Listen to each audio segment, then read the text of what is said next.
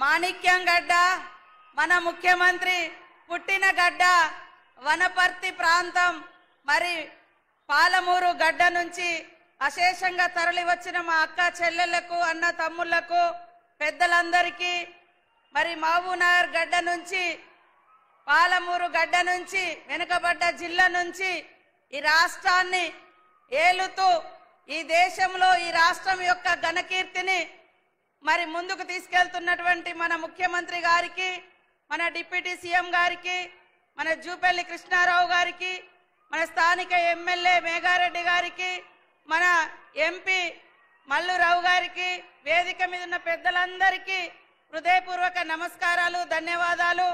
మరి ఎర్రటెండలో కూడా మా అక్క చెల్లెళ్ళు అశేషంగా వచ్చినందుకు మీ అందరికీ నమస్కారాలు. అధికారులకు, పత్రికా మీడియా సోదరులకు అందరికీ కూడా హృదయపూర్వక శుభాకాంక్షలు.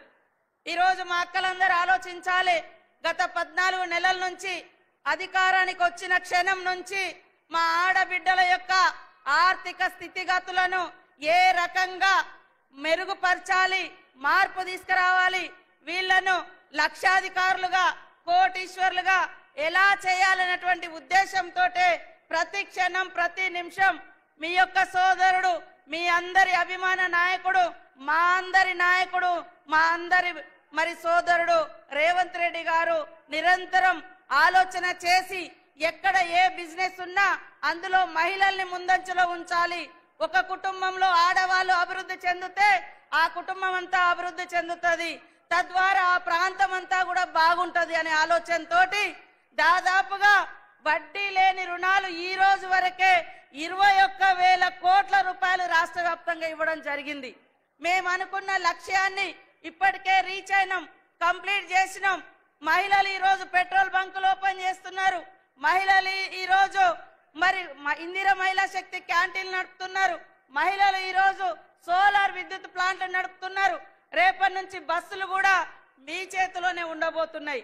కాబట్టి మరి మహిళల కోసం ఒక అన్నలాగా, మీ యొక్క తమ్ముళ్లాగా, మీ యొక్క కుటుంబ సభ్యుల్లాగా మీకోసం నిరంతరం పరితపించేటువంటి మీ అందరి బిడ్డ, మీ అందరి అభిమాన నాయకుడు రేవంత్ రెడ్డి గారిని మా ఆడకూతులందరూ కూడా అండదండగా ఉండి దీవించాలని ఈ సందర్భంగా కోరుతా ఉన్నాం.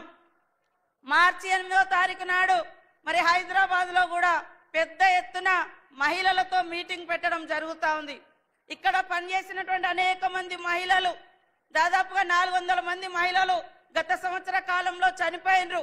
ఒకప్పుడు వాళ్ళు చనిపోతే వాళ్ళకి ఎలాంటి భరోసా లేదు, కానీ ఈరోజు మహిళలు చనిపోతే, మహిళా సంఘం సభ్యురాలు చనిపోతే వాళ్లకు 10 లక్షల రూపాయలు ఇన్సూరెన్స్ ఇవ్వడం జరుగుతూ ఉంది.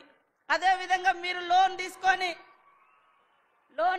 ఎవరైనా చనిపోతే కట్టకుండా ఆ భారం మిగిలిన కుటుంబ సభ్యుల మీద పడకుండా ఉండడం కోసం ఒక పెద్దన్నలాగా, మరి ఒక చిన్నన్నలాగా ఇద్దరు కూడా రేవంత్ రెడ్డి గారు, బట్టి విక్రమార్క గారు ఇద్దరు బాధ్యత తీసుకొని ఒక దిక్కు చనిపోయిన కుటుంబాలకు లైఫ్ ఇన్సూరెన్స్ తో పాటు లోన్ బీమా కూడా మరి ఇవ్వడం జరుగుతూ ఉంది.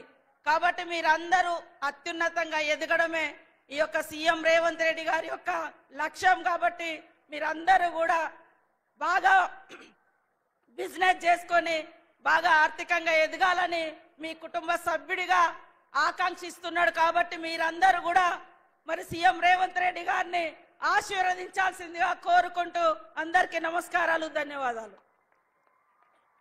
Thank you ma'am. వెలుగుల కలిమిని పంచే విద్యుత్ శక్తి, ఆర్థిక బలిమిని పెంచే విద్వత్ శక్తి honourable deputy CM Mallu Bhatti Vikramarka గారి సందేశం.